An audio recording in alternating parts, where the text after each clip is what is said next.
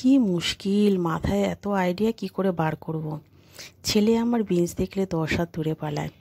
তার জন্য আমার মাথা থেকে নতুন নতুন আইডিয়া বার করে নতুন নতুন খাবার ওর জন্য বানাতে হয়। তা সেই রেসিপিটা আপনাদের সাথে আজকে শেয়ার করছি।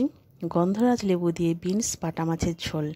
এটা যেমন খেতে টেস্টফুল হয়, তেমনি এটা হেলদিও। এটা সবাই খেতে পারে।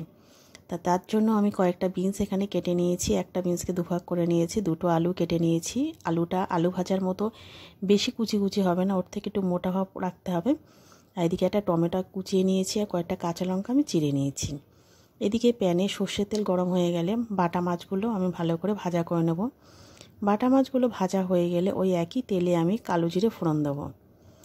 কালো জিরে ফোড়ন দিয়ে কেটে রাখা বিনস আলুটা আমি ভালো করে ভাজা ভাজা করে নেব। এটা কিন্তু ঢাকা দিয়ে ভাজা করব, তো এতে কী হবে, বিনস আলুটা আমার অনেকটা পরিমাণে সেদ্ধ হয়ে যাবে। এটা ভাজা ভাজা হয়ে গেলে এগুলো এক সাইডে সরিয়ে রেখে যে টমেটোটা আমি কেটে রেখেছিলাম সেই টমেটো, রসুন বাটা, হলুদ, লঙ্কার গুঁড়ো, জিরে গুঁড়ো, ধনে গুঁড়ো আর পরিমাণ মতো লবণ দিয়ে আমি ভালো করে নাড়াচাড়া করে সামান্য জল দিয়ে মশলাটা সবজির সাথে ভালো করে কষিয়ে নেব।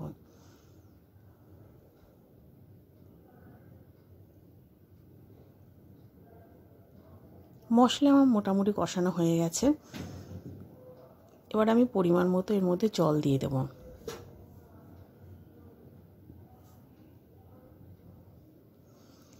জলটা যেই ফুটে উঠবে তখন আমি মাছগুলো এর মধ্যে অ্যাড করে দেব।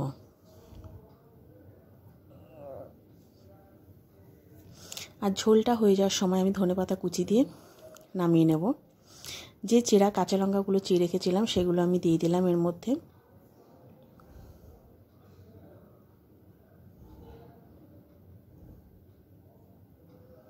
ঝোলটা আমার অলরেডি হয়ে গেছে। এবার ধনেপাতা কুচি দিয়ে দেবো আর গন্ধরাজ লেবুর অর্ধেক কেটে রেখেছিলাম সে রসটা আমি বার করে রেখে দিয়ে দিলাম এর মধ্যে। ভালো করে মিশিয়ে নেব। এই ঝোলটা যদি আপনারা না খেয়ে থাকেন বাড়িতে অবশ্যই ট্রাই করে আমাকে কিন্তু কমেন্ট বক্সে জানাবেন কেমন লাগলো খেতে।